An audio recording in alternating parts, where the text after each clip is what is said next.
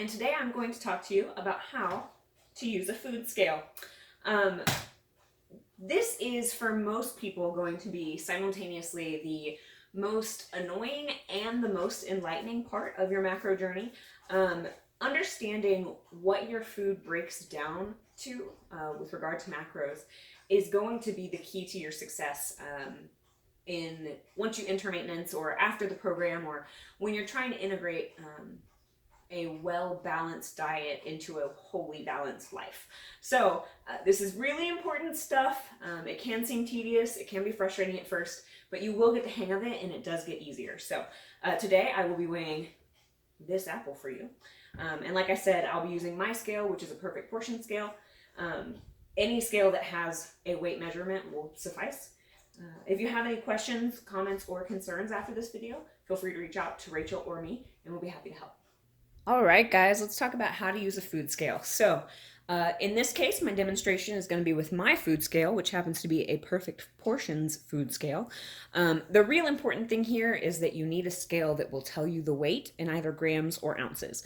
In Cronometer, most of the listings have an option that will break down to both a single gram or single ounce.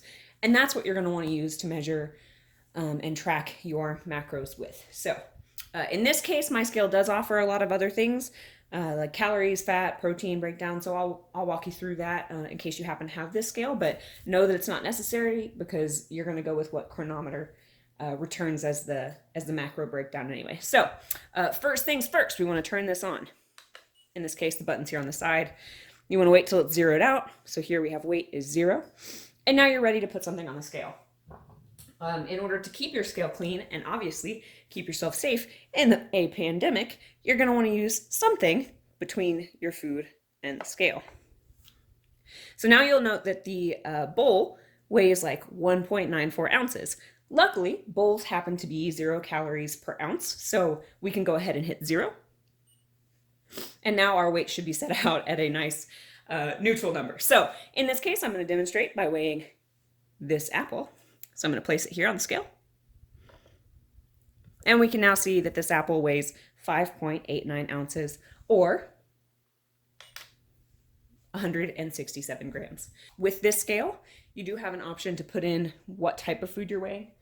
So in this case, the number for apples raw with skin is 0693. That says food code there. So now when I put the apple on, it tells me the breakdown of this particular apple, which is 23 grams of carbs, 87 calories. Again, that may differ slightly from what's in Cronometer. You want to use what Cronometer says because that's going to be how we're tracking. Whenever you're weighing meat, it is best to weigh it raw. So if possible, weigh it before you cook it. If not possible, say you order out and you get extra grilled chicken or something and you're weighing it after the fact, it's not going to affect your progress if you weigh it based on the true value already cooked. But if you can weigh it before, that'll give you a more accurate reading. So that's one of the things to keep in mind when using your food scale. And I think that's about it.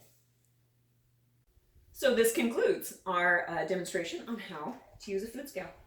If you have any questions, comments, or concerns, like I said, feel free to reach out to Rachel or I, and we will be more than happy to assist you in understanding how to properly measure your food and really get the most out of your programming.